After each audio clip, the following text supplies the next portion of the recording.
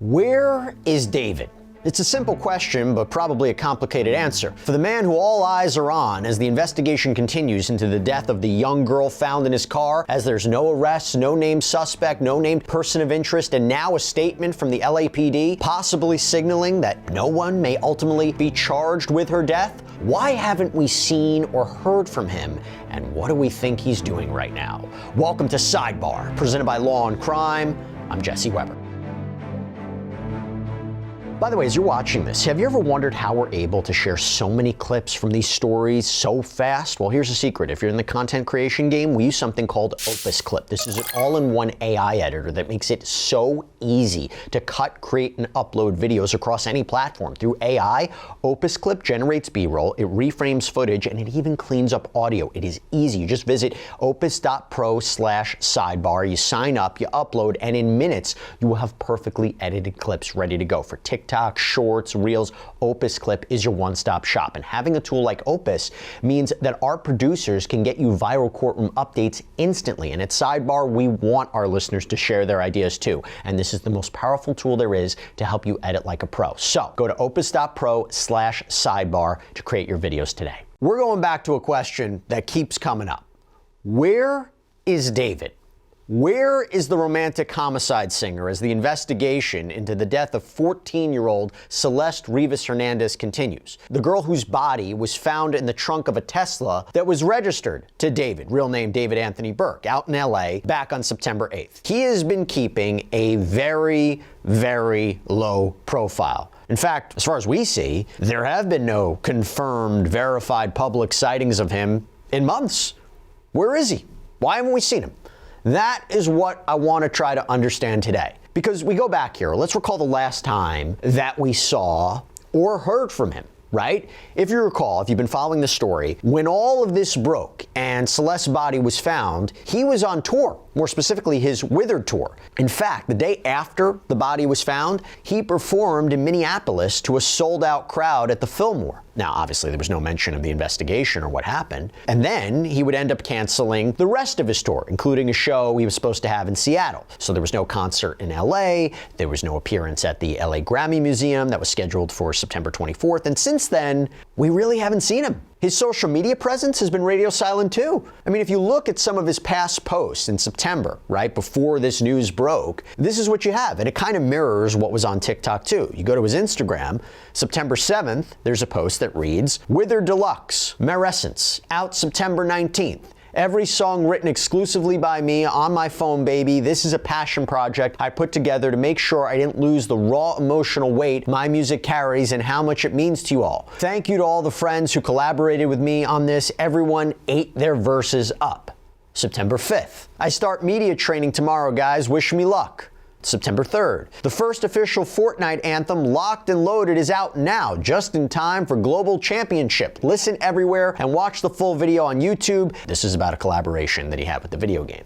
And while we haven't seen him or heard him, there have been things going on connected to him. For instance, in the beginning of October, and this is something we reported on, he hired prominent criminal defense attorney to the stars, Blair Burke. Talking someone who repped Harvey Weinstein, Lindsay Lohan, Kanye West, Mel Gibson, Britney Spears. She also has been relatively quiet on that front too. We haven't seen any public comment from her about the case. But to be clear, to be very, very clear about this, him reportedly retaining her doesn't mean that he's been charged. No, he hasn't been charged in connection with Celeste's death. He hasn't been named a person of interest. He hasn't been named a suspect. And even him retaining an attorney doesn't necessarily mean that he's about to be charged, okay? And it should also be noted that while he hasn't publicly commented on the investigation, his spokesperson confirmed to media at the time this all broke that David was, quote, fully cooperating with authorities. By the way, speaking legal, he also did something interesting too. He transferred property. So on September 18th, again, this is after Celeste's body was found, someone called 911 to David's parents' house in Hempstead, Texas, in what appears to be a fake report, an alleged swatting incident. Waller County Sheriff's Office is Amber. Hello? Hello? Yeah, Waller County Sheriff's Office. Hello, I need help. Okay, what's going on? Where are you at? My address is Okay, what's going on? I heard some gunshots. Okay. How close to your residence were they? They were right outside my house, and I think someone's dead. Okay, what's your name? Say it again? What's your name? Okay, what's a good phone number for you, sir? Okay, and why do you believe that somebody's dead? I just heard a loud scream, and there was gunshots. Oh, scream. Okay. After shots. Okay, but you haven't saw or heard anything else after that? I heard a scream. Was it a male or a female scream, do you think? It was a female. Female? Okay, we're going to go ahead and get deputies headed out that way and just confirming you're at... Yes. Okay, I'm going to get them sent that way, okay? Okay, thank you. You're welcome. Bye-bye. We actually interviewed an audio expert who concluded that this call was distorted, that someone masked their voice. It's on a previous episode of Sidebar. You can go check it out. But police end up showing up. They speak to David's parents. They realize there's no danger there. They search the property. They don't find anyone. And then we come to find out that according to TMZ, David apparently transferred deeds of 2 Texas homes to a trust in his mother's name. This apparently happened on September 18th and September 22nd. September 18th was the day of the alleged swatting incident, and that home appears to be one of the properties that we're talking about. So why did he do this? Well, here's what attorney Matthew Sarelson had to say. I have 2 suspicions as to why he did this. This case, you guys have been covering this from the start. This is getting crazier and crazier by the minute. I have 2 suspicions as to why he did it. And both of them have to do with asset protection. Old-fashioned, I want to preserve my assets in the event something happens to me. If he is charged criminally, and obviously we're speculating, but if he were to be charged criminally, there would be a monetary fine as part of any potential punishment. If he doesn't have the assets to pay the fine, then he can't pay the fine. So one thing to do is get rid of your assets and put them in someone else's name. The other side to this is related, which is there going to be a civil lawsuit? Celeste's family could file a wrongful death lawsuit against him and others. It's a little premature because there's still a lot of unanswered questions about this. But if they were to file a civil lawsuit, he could essentially try to hide assets in his mother's name or in anyone else's name for that matter. Whether he's successful is a whole different conversation. And talking properties, as we have reported extensively here on Sidebar, David was apparently staying at a reported multi-million-dollar house in the Hollywood Hills, a property near where this Tesla was found. This was apparently rented out by his manager, and law enforcement issued a search warrant, collected several items from the property. E! News reported that law enforcement sources said that electronics and computers were removed. Well, David moved out right after this search. The LA Times reported that the lease was broken, that there were photos of movers carrying boxes. And if you've been following us here on Sidebar, you know that we have been talking to Steve Fisher, a private investigator who was hired by the owner of that rental property to look into what role that house may have played in all of this. We've spoken to him a few times already, and it's a fascinating discussion. Encourage everybody to go check out those interviews. But I'll tell you what, here was one bombshell he dropped on us. But I will say this, there are some things that, and I'm talking physical evidence, that was at that house that is, there could have been greater plans as far as getting rid of her. And it's scary, sadistic stuff. And that's why we're trying to learn more about that. I wish I could say more, but for obvious reasons I can't. But it doesn't have to do with how she died, but maybe how they were planning on ultimately getting rid of her, and how maybe that Tesla was just a holding spot at the time, and things just, their timing was just off as far as getting this done. But there's a few things that were just will blow your mind. Also, we just spoke to him the other day, and when I asked him about David and David's whereabouts, here's what Steve had to say. Have you spoken to anyone in David's camp? Do you know where he is at this point? No, I know that early on, it seemed like he was in California, because when he transferred that property in Texas, it had the notary seal was a California notary. So it appeared that when he signed those documents, he had come back to California, at least for a while. I have no idea if he's still here or where he is. And I've spoken to some people that are one step removed from the initial players, but I haven't talked to any of the main people I would like to. All of this to say, We have no idea where David is, what he's doing, when the last time he spoke to law enforcement was, but what can we make of that? All right, so let me bring in Matt Irvine, retired detective, law enforcement instructor. Matt, good to see you. Where do you think David is right now? Let's start right there. Where do you think he is right now? Well, I'll say honestly, Jesse, I have no idea where David is, but I would say with absolute certainty that his attorney, Blair Burke, knows exactly where he is. And I can say that with certainty because she is a highly sought after private defense attorney. She can afford to be very selective. And one thing that defense attorneys prize is what they call client control. That means that your client takes your advice, doesn't do anything to get themselves in trouble. And pulling a disappearing act in the middle of an investigation like this would be an absolute sign that she does not have client control, and she just wouldn't put up with it.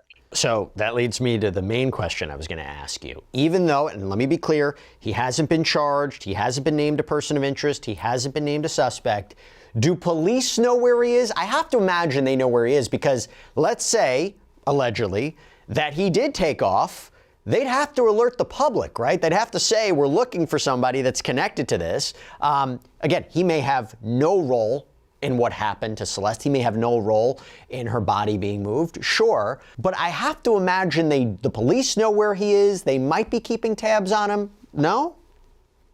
I would expect that that would be the case.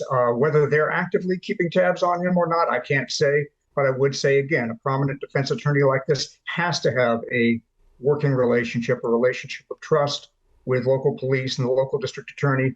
And so if they're not actively looking at him, they're relying on her representations that she knows where he is and she can produce him if and when that becomes necessary.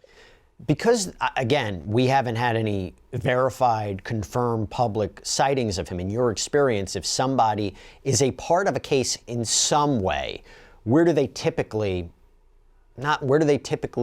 hang out? I mean, they have to be somewhere where, I guess it's not public. I guess it's not in the middle of LA. Maybe somewhere where it's less populated, more rural. In your experience, where would you imagine he might be?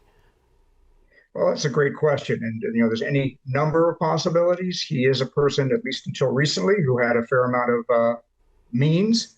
And so I imagine that he is someplace that is neither close to his usual haunts or close to where his family is, because I would expect he'd want to keep them out of this. As you know, they've already been dragged into this in some ways. It's probably very uncomfortable for him and for the family. So I imagine that his attorney has him stashed someplace that is comfortable, but that is close enough that he could be produced to authorities if and when they demand that. Do you think they're still in contact with him? If you take what his spokesperson has said is true, do you think he's still communicating with law enforcement, cooperating with law enforcement at this point? Again, this is just speculation, but I would expect, given that he's got representation, he's not talking to law enforcement anymore. Any good defense attorney is going to tell their client, if they're under any kind of suspicion, don't talk to the cops unless there's some kind of deal in place that makes this advantageous for you to talk to the cops. So he may have no role in this whatsoever. And that is interesting, right? If he had no connection, nothing to this, right? I have no idea how the body got in the car. I have no idea what happened to her. Would the police say that? Would the police say, I know there's been a lot of speculation about David. We're coming out right now. He's no way connected. Would you hear something from him? Would you hear something from his attorney? Possibly. But again, it's really not credible to say he has no connection to this. And I'm not saying that he is criminally culpable in any way for her death, but he had a relationship with her. Unclear exactly what the nature of that relationship was, but it seems like he had an association with her that goes back years. And she's found in the trunk of his vehicle nearby a place where he was staying. So he is absolutely connected in some way to what happened to her. And there's just no way around that. Now, that again, I'm not saying he is culpable in her death, but he is absolutely connected to what happened. And I imagine until this thing is completely untangled, until this investigation is complete, nobody's going to make any definitive statements about how he's connected. And let me be clear about something else. All of this we're speculating. We don't know for sure.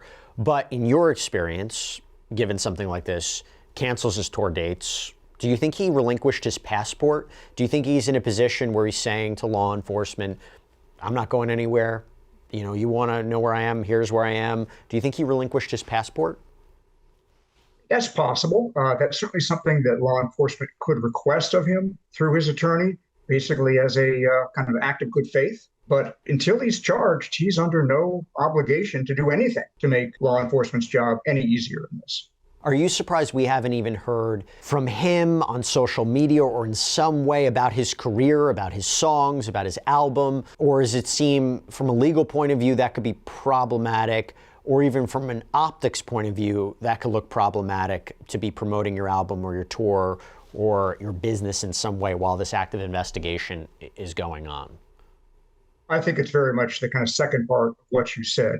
I think any good attorney is going to advise their client to shut up at this stage of an investigation. I think the people that were managing David's career and producing his material at this point want nothing to do with him. And particularly given that at least some of his material was confessional, exposed some very kind of dark and disturbing, let's call them fantasies or ideations that he had, it would be absolutely toxic, both legally and professionally, to continue to put that kind of material out there under these circumstances. Let me tweak that and say maybe allegedly confessional. I'm always weary of lyrics being used as a way to prove or disprove anything, particularly when they were recorded and when we're talking about something. But I hear you. Look, a lot of people online have been talking about the lyrics and the songs and what have you. I do want to go back to something that may be complicating this in one way or another. It's something I mentioned the other day, and I'm happy to have your perspective on it because we haven't talked about it. So the LAPD confirmed with KTLA that its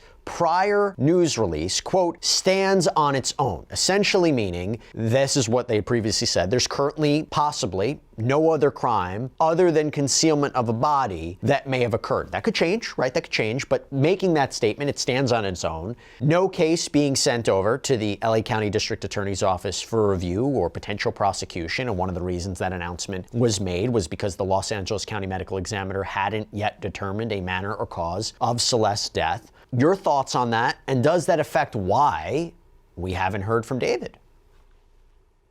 Well, I think all that just indicates this investigation is still very much ongoing.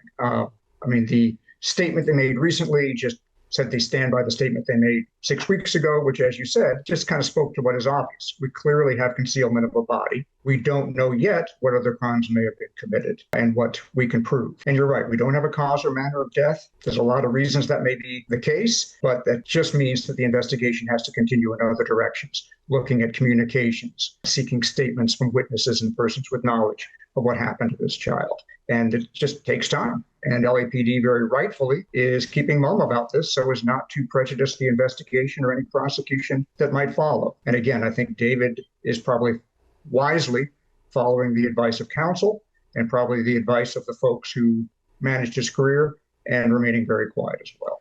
Do you think it could mean that whatever happened to Celeste is not clear on its face? If you were dealing with a case where it was evident from the crime scene that someone was shot, someone was stabbed, someone was beaten to death, they would come out and say that before the medical examiner would come out and say, listen, this is a homicide investigation. We see someone was brutally killed here. Is there some circumstance of her body that they're not sure about and they are waiting for confirmation? Is that possible? That is absolutely possible. And you're absolutely right. If it was clearly a homicide on its face because of the condition of the body, like you said, a gunshot wound or something obvious like that, it would be very likely they just put that out there.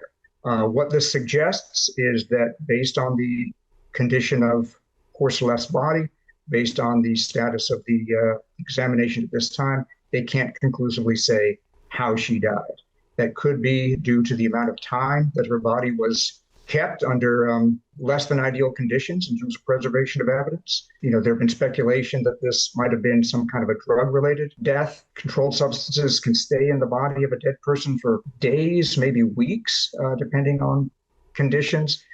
We're now hearing that she may have been in that vehicle or in some other location for months before her discovery. That means that we may not learn from examination of where Celeste remains how she died, which means that the way in which she died is going to have to be determined through other sources. And again, it may come down to talking to people with knowledge of what happened. And that's a lengthy and complicated process legally and investigatively.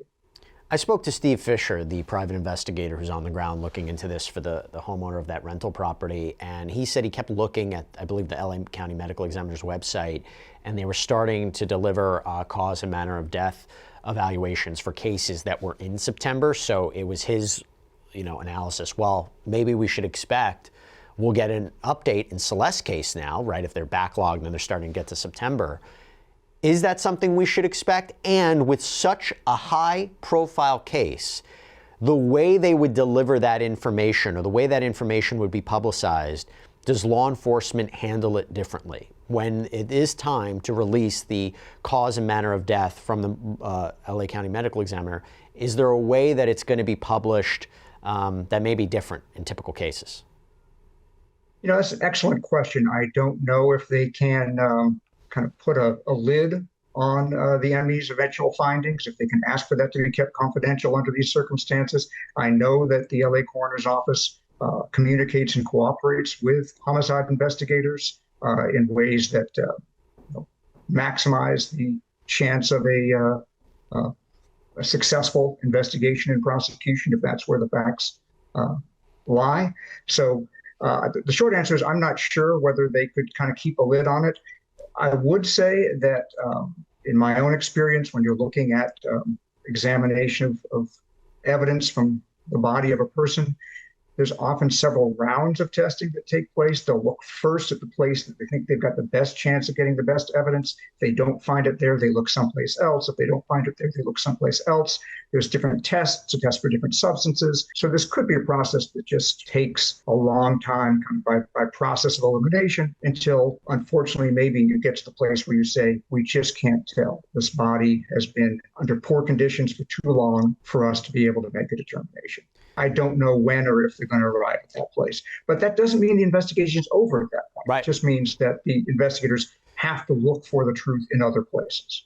And looking for information, this is something I also asked Steve, and I want your perspective on it as well. He said that there's video that was provided to law enforcement where you can see who's moving that Tesla. It seems that there's an argument that they may have enough evidence to make an arrest of somebody for something. Even concealment of a body after an accidental death is a misdemeanor charge, I believe, in California, but no reported arrests. I always thought that if you make an arrest, that could lead to further information. You can question that person. They may not give information, but that could maybe lead to further search warrants.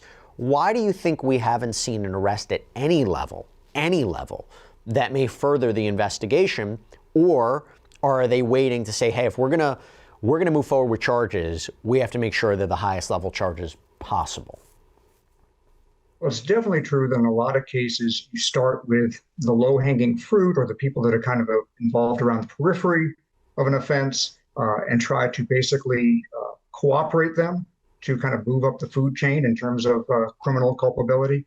I would imagine one possibility at this point may be that, let's say they know who was the final person to move that vehicle. What they may not know is what else that person may have been involved in related to the death of Celeste. And until they have a clearer sense of that, they may not want to move on that person.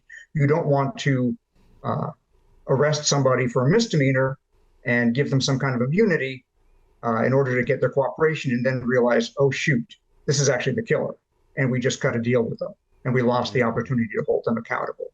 So yes, we're looking at the misdemeanor concealment of a corpse. As you and Steve discussed, there's the possible felony in terms of some harm that might have been done to her after her death.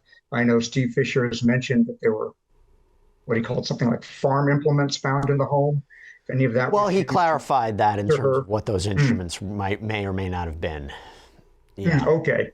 But if anything was done to Celeste after her death to make her body easier to conceal or to get rid of, that could bring up the felony mutilation charge. There's felony charges for providing controlled substances to a minor. And even if her death was due to something like an overdose, as some people have speculated, the person or persons who provided her with those substances could be held liable for her death under theories ranging from involuntary manslaughter all the way up to first-degree murder. LA DA's office charged a Hollywood producer earlier this year with first-degree murder related to the drug-induced deaths of 2 women. So, there's a lot of possibilities here. And I would expect that if they're looking kind of at the people in David Berg's circle and David Berg himself or any other persons, they kind of want to know the whole universe and the totality of their involvement before they start moving on people and potentially offering deals for cooperation. Matt Irvine, thank you so much for taking the time. Really appreciate it. Thank you very much, Jesse. I appreciate the opportunity to talk. And that's all we have for you right now here on Sidebar. Everybody, thank you so much for joining us. And as always, please subscribe on YouTube, Apple Podcasts, Spotify, wherever you get your podcasts. You can follow me on X or Instagram. I'm Jesse Weber. I'll speak to you next time.